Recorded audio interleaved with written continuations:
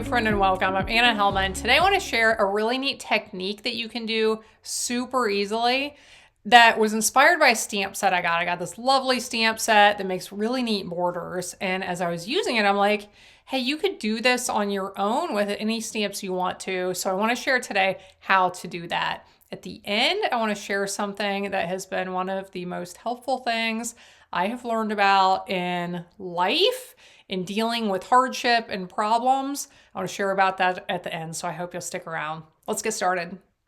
Here is the card that I have made recently that has inspired what we are going to do today. So this was extremely easy to create with this stamp set called Fancy Borders because it has this lovely stamp right here with this nice big line and the leafy border that pops up above it, right? This comes with, I love this set. It has a gorgeous die set as well for creating beautiful borders. I did not use today, but as I was making this, I'm like, you could do this on your own with other stamps with that nice line. So I thought it would make a fun technique video to share with you today. So that is what we are going to do. This does not take long. It is pretty easy. What you're going to need to do this is something to do masking with. Now this is a large size Post-it note. You could use some masking paper. You could use a Post-it note like this. You could use some removable tape. Any of those options will work. Now this just happens to be the same width that I want my line to be. For what you're doing, it doesn't have to be, but since that is the way it works out, it just really makes it easier for me because I don't have to do any measuring. Now, I wanted to use my bullet tip of my marker. You can use whichever one you want. And at the ends of my line, I am just making a little dot to make a little bit of a distinction. If you look at this one right here, it has that nice distinction as well at the ends of the line. So that's what I did. Now, before I remove this, I want to do some stamping. I chose a little flowery, leafy stamp from a stamp set I'll show you here in just a second, the same one I'm using that the greetings came from. And I am just going to stamp this several times over this. So some of the stamping will be on my Post-it, and the rest of it will be above that line. So do this several times just to fill in that space. And do you ever not fully press down when you stamp? Happens to me too. You know what? I think we can cover that up. That's okay. So I'll keep stamping here. And you may notice on this one, it has these nice little leaves that come down over the line. So if you want to be organized and plan that out, you can decide to stop your line at a certain spot.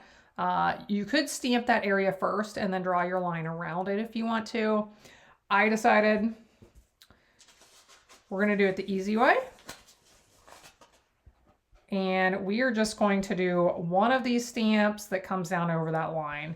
Now, you will be able to see the line through it if that is a problem. If you don't like that, like I said, you can plan it out and draw your line around the area that you stamp. But look, just created this on my own, very similar to this one.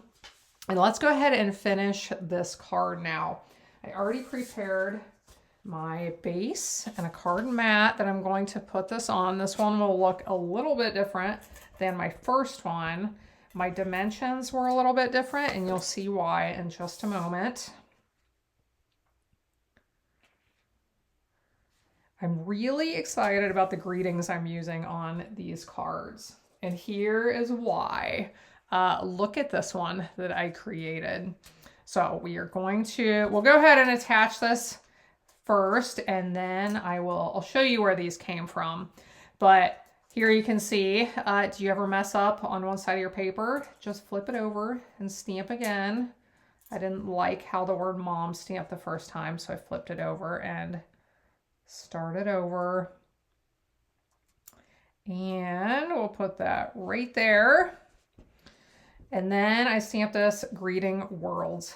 greatest. So I just got these 2 stamp sets, one for men and one for women. And I love that I will be able to use them to personalize any cards for men and women. So the one for men is, there's a little bit less in this one, but if you pair it with this one, then you have all of the things. So I love, it's got dad, father, grandpa, papa, guy, uncle, brother, dad, father. And then the woman one, we have all the things.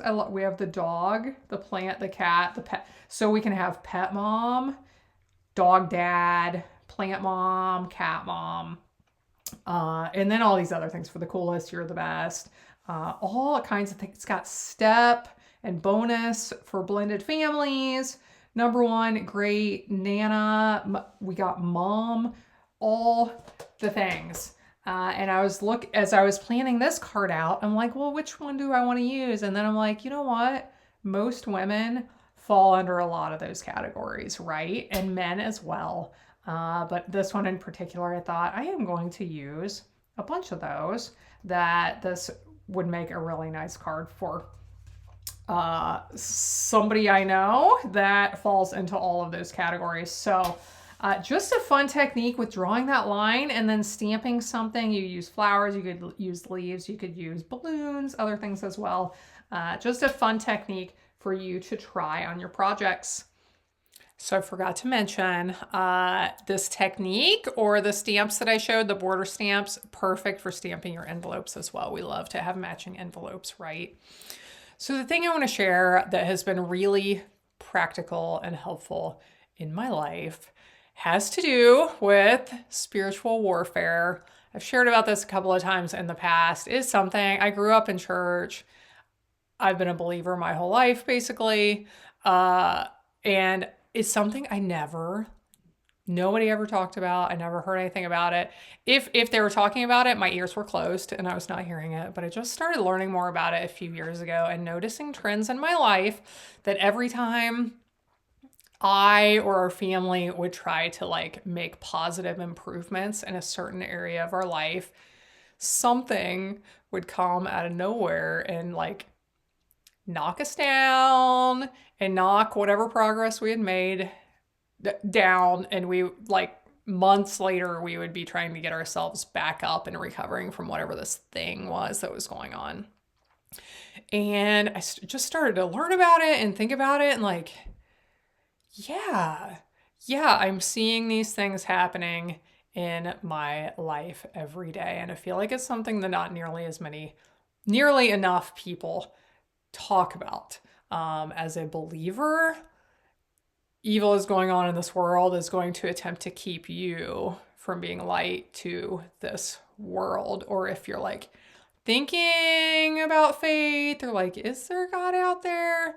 There's probably going to be things keeping you from exploring that, or keeping you from being functional in various ways.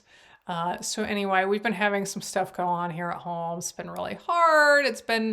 We've had some difficult months here, but we just keep plugging along. And several weeks ago, I woke up in the middle of the night, wide awake, couldn't sleep. After a while, I'm like, okay, God, I guess this is a good time to talk since, I'm not doing anything else.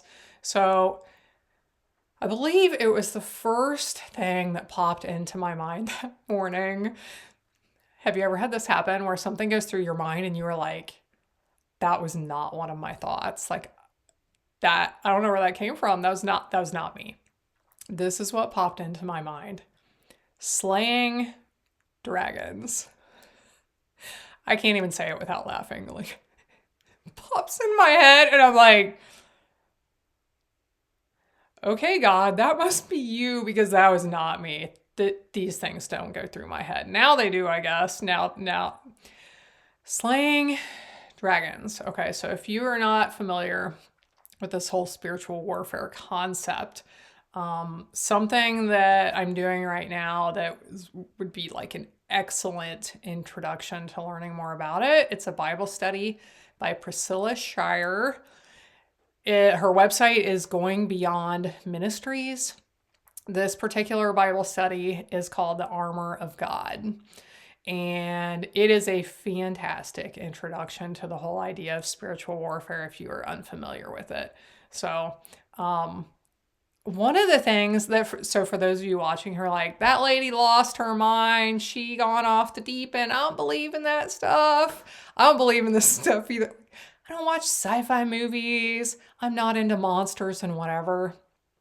I'm just saying, based on what I've seen in my life, like, this stuff's got to be real. So, one thing for you to think about if you think I'm nuts is, I'm curious, how many negative thoughts go through your mind on a daily basis? How many positive thoughts go through your mind on a daily basis? Now, some of us have done an excellent job at reining in what goes on up here, but I know for a fact this is a huge problem that we struggle with. Negative thoughts about ourselves, negative thoughts about the things we have done, negative thoughts about what has been done to us, fear, anxiety, depression. Maybe it's about what's going on in our local lives. Maybe it's about what's going on in the world. Is it possible that these are attacks on your mind? I believe it is very possible. The first time I made a video about spiritual warfare, I'm telling you, friends, this is so far outside of my box. God told me to start talking to all of you, and I was like, it took me a while to jump in and go with it, but here we are, way outside of my box. The first time I talked about spiritual warfare, I got done making videos that day, and it was like 2 weeks until that particular video made it onto the internet where y'all could see it.